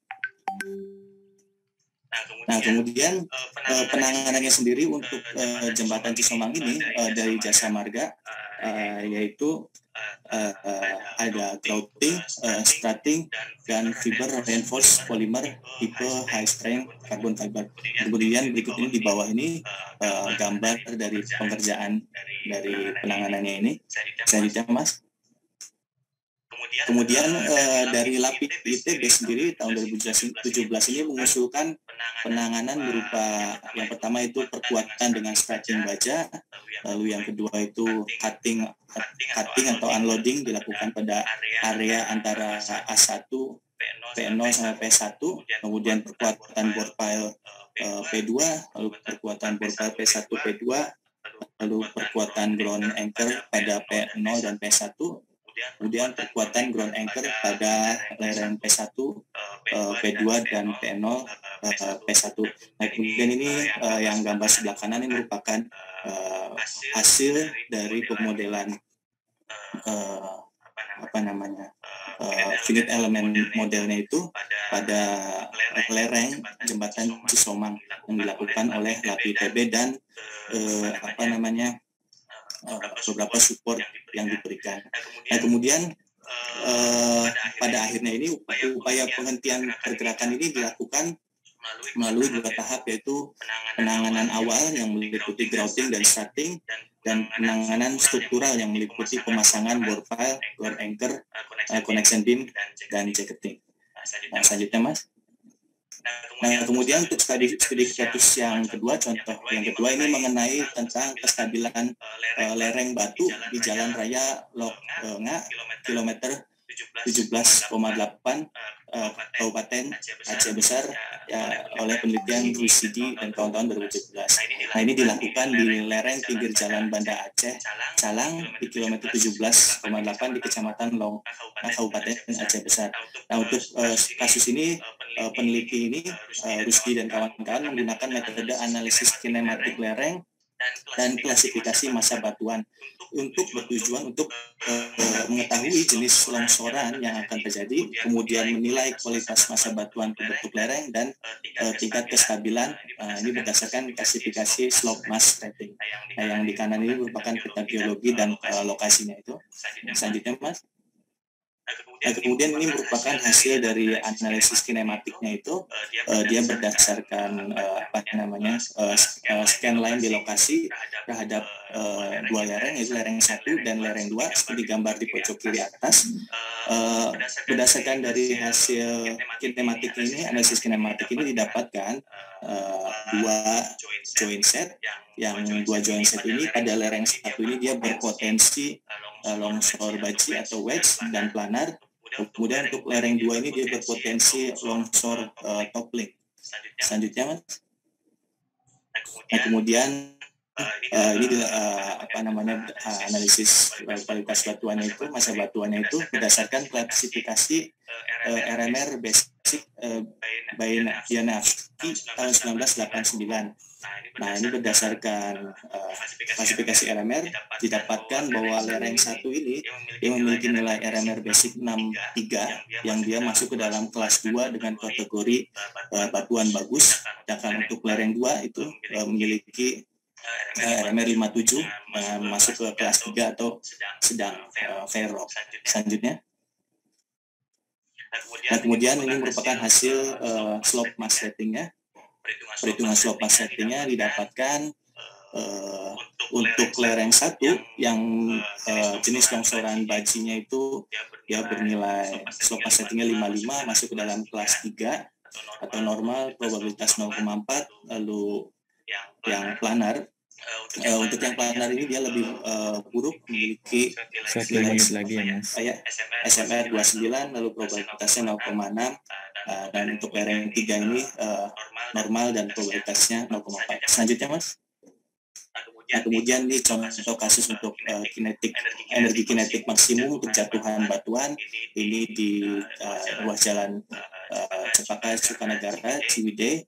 Nah, ini dilakukan potensi 3 lokasi yang memiliki potensi jatuhan. Nah, kemudian ini dilakukan simulasi untuk mendapatkan lintasan jatuhan. Selanjutnya Mas. Nah, ini merupakan hasil dari simulasinya itu. Yang kiri ini tanpa rock fence, yang kanan dengan rock fence. Bisa dilihat perbedaannya untuk 3 lokasi. Nah, kemudian didapatkan untuk 1, 2, 3 ini dia kategori termasuk rock fence itu yang diperlukan itu kategori 4, 3, dan 1 dengan energi maksimumnya terhadap kategorinya masing-masing. Kemudian tinggi pantulannya itu 2,48, 1,29 dan 22,7, sehingga tinggi rock fence itu harus melebihi dari tinggi pantulannya. Selanjutnya Mas. Nah, kemudian ini contoh mengenai dampak gempa bumi terhadap infrastruktur transportasi di Indonesia oleh Amir Syardadi dan kawan-kawan. Dalam paper ini dijelaskan mengenai dampak-dampak gempa bumi, kemudian rekomendasi risk assessment, kemudian contoh kerusakan akibat gempa. Selanjutnya Mas. Nah, ini merupakan tadi contoh rekomendasi asesmennya itu dari paper ini. Peneliti atau penulisnya itu dia mengatakan diperlukan inventorisasi terhadap sistem transportasi yang ada. Dia dibagi menjadi tadi roadways, railroads, waterways, airport, yang keempat sistem itu dia saling berhubungan. Kemudian juga dianalisis vulnerability-nya berdasarkan dari damage akibat shaking, faulting, ground failure, kemudian seismic hazardnya, hazard modelnya itu bagaimana di lokasi yang akan diteliti itu efek di lokalnya, kemudian skenario gempanya, kemudian baru seismic risk assessment untuk social loss, direct physical loss, dan indirect loss. Selanjutnya Mas. Nah, ini berikut gambar-gambar akibat dari gempa, yaitu lateral spreading. Mungkin bisa dipercepat ya Mas. Bisa dipercepat. Satu slide lagi. Ini berikut gambar-gambarnya. Selanjutnya. Nah, ini slide terakhir. Ini mengenai contoh salah satunya dampak gempa. Cukup Mas. Iya. Ya baik. Ini sama ini. Ya, pasti si Gumilar sama satunya siapa? Mas Giri. Pasti nggak duduk bareng ini, sehingga yang dibicarain sama Gumilar apa, yang dibicarain sama Giri apa. Dari slide nggak nyambung nih. Ya, saya nggak mau banyak diskus ya. Ini saya nggak mau minta ngulang, tapi coba benar-benar diskusi berdua gitu. Ya, cuma slide-nya nanti ini saya anggap nggak saya nilai gitu. Ya, nanti dari slide yang dikumpulin aja, benar-benar duduk berdua. Ini saya cerita nih. Di Amerika S3 itu ada mata kuliah namanya bahasa Inggris. Gila nggak? S3 ada mata kuliah bahasa Inggris. Tapi bahasa Inggrisnya for teknis. Di situ didiskus masalah paper, diskus ya, bukan tulisan baca atau di resume, enggak, diskus aja, diskusi aja. Sehingga kalau teman-teman lihat alumni Amerika itu kemampuan Inggrisnya kuat dan kemampuan diskusinya kuat, beda kayak alumni Jepang kayak saya. Makanya saya, karena saya tahu metode itu, makanya saya selalu banyak diskusi. Kalau Bapak lihat alumni Jepang gitu, bisa dia kutak-kutik nulis paper, kutak-kutik di lab tuh nggak pandai ngomong lah. Tapi kalau mereka pandai ngomong tuh, karena sampai ada mata kuliah tuh diskusi paper, diskusi aja, sehingga kemampuan oralnya kuat. Selain tentu, makanya di sana kuliah S3-nya 4 tahun, kalau nggak salah 5 tahun. Karena ada sampai mata kuliahnya masih kayak gitu. S3 tuh masih kuliah kayak gitu tuh. Supaya oralnya kuat. Ya. Oralnya kuat, kemudian ketajaman diskusinya kuat. Kalau kita RQ berdiskusi. Nah, ini saya mendorong juga nanti cara diskusinya. Ya. Ini yang ngomongin Gumilar sama Giri nggak nyambung ini. Yang satu Bina Marga, ini studi kasus semua ya, karena nggak duduk bareng, cuma store-storan kalah aja, store-storan PPT aja, itu nggak Kiri, jujur aja ya. Paling disamain template-nya aja, itu template-nya warna ini disepakatin nih, atau tinggal di replace template gitu. Huruf aja nggak sama itu.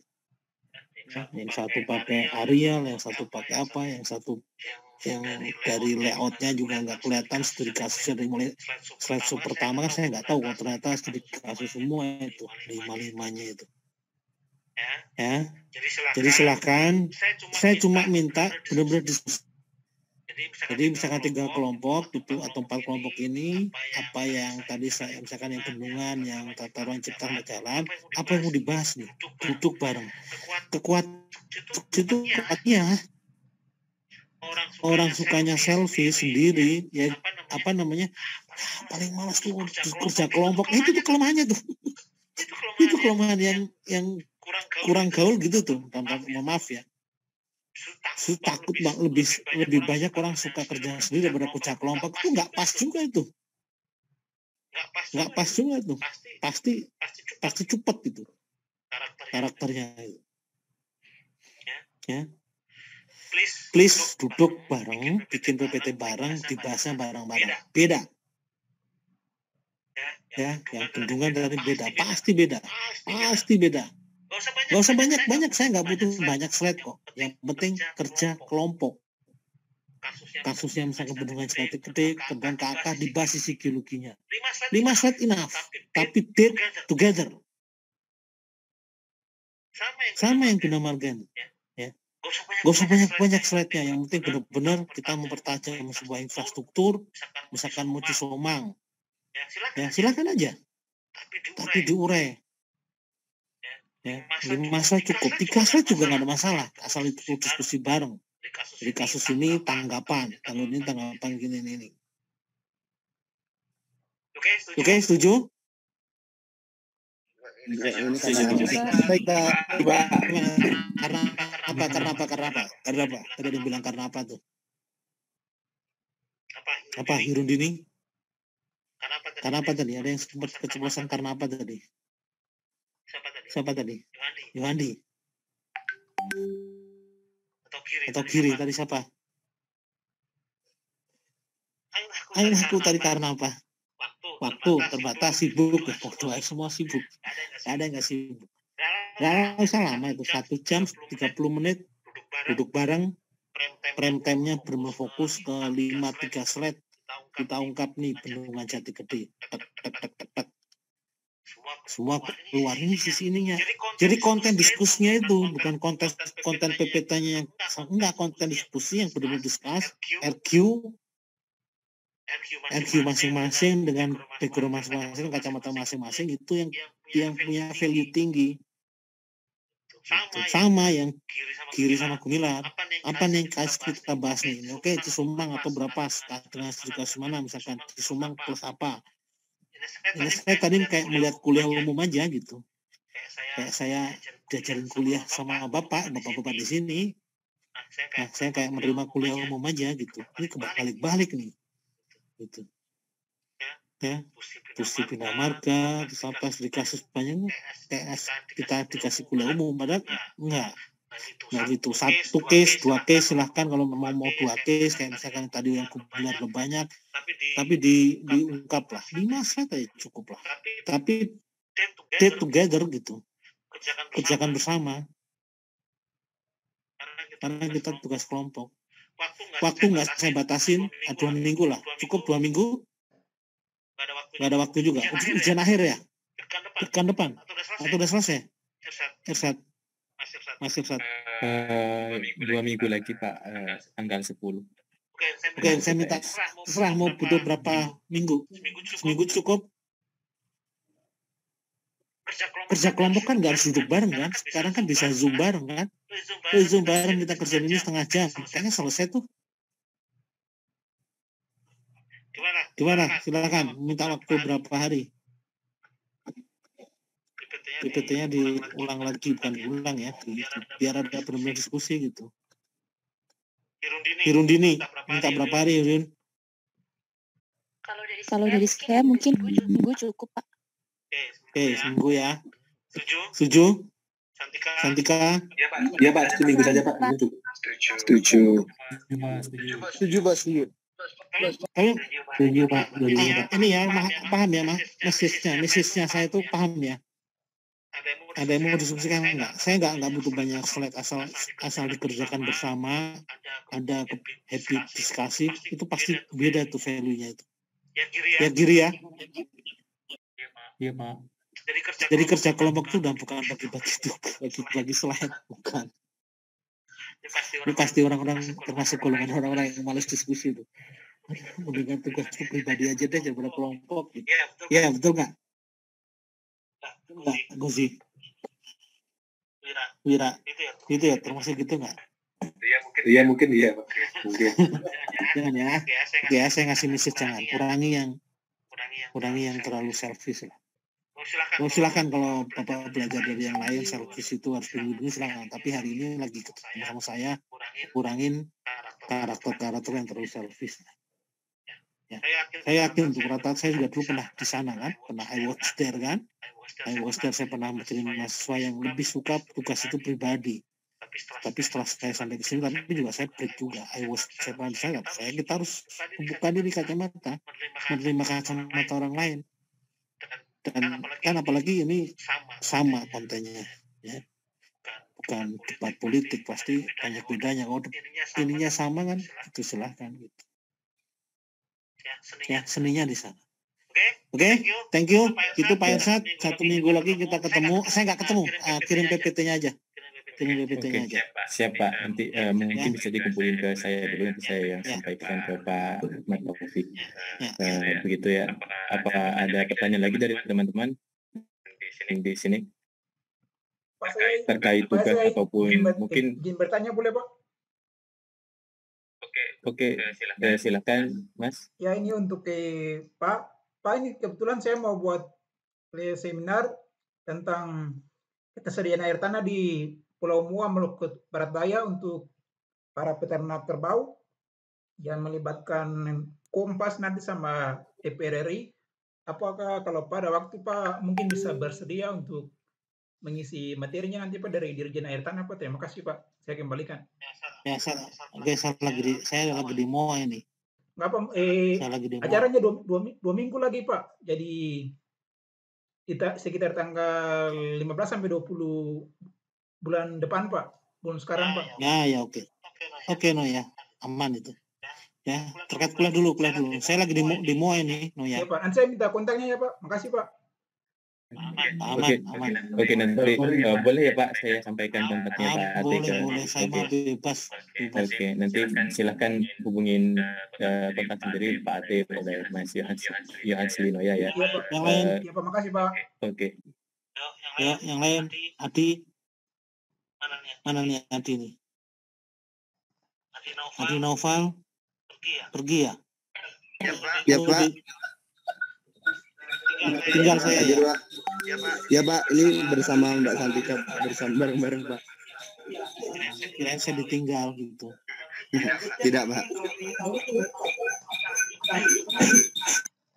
Oke ya. Oke, 1 minggu sempatkan untuk diskusi setengah jam, 1 jam, bikin slide bareng-bareng cara Mbak saya.